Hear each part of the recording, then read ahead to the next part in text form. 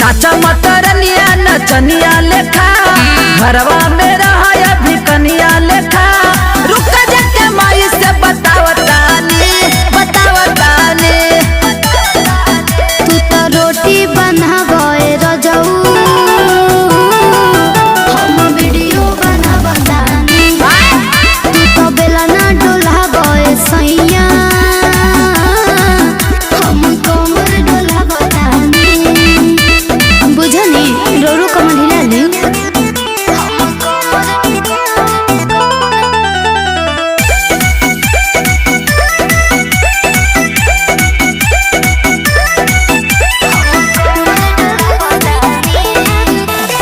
छत पर चढ़ के मौगी करही ना डांस गे गाँव घर के लोग देखतो बोलतो ये डांस गे लाइक मिलेगा तेरा बहन के राजा जी हम नहीं न जाती